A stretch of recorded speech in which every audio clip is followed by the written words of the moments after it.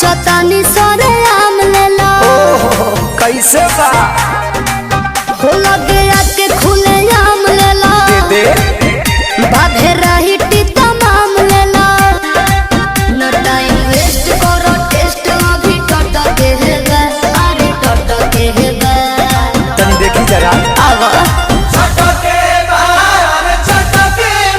तोहरा आम के सवाद गोरी खटके बाकी होटके तोहरा आम के सवाद बड़ी खटके बा बाकी हटके बा। तनी चिखा ना दो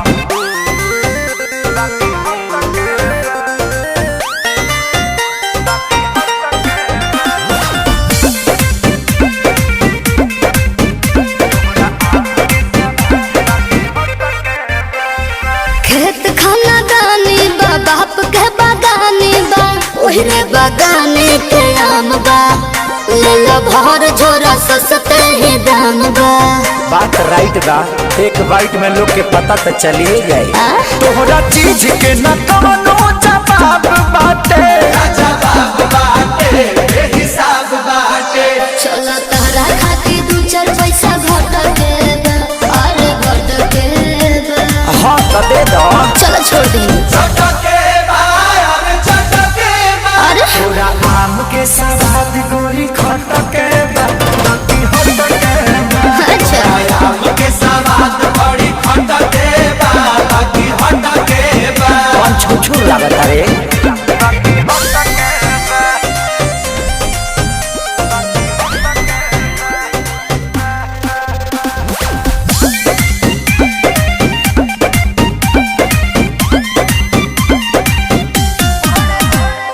बड़े बड़े साइज बा भावना न जायज बा सौदा बा पाकल न कांच बा अच्छा।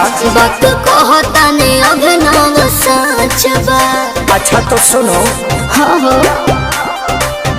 तोहरा लंगड़ा के तगड़ा सवाद बाटे धन्यवाद बाटे जिंदाबाद बाटे। खेसारी राहुल हरी फिर जुस मोटक बा अरे मोटक बा हाँ तो पहुँच जाए रे सही हो चटके बा अरे चटके बा। हाँ तोरा आम के सवाद गोरी खटके बाकी होटके अच्छा आम के सवाद बड़ी खटके बा बाकी हटके बा।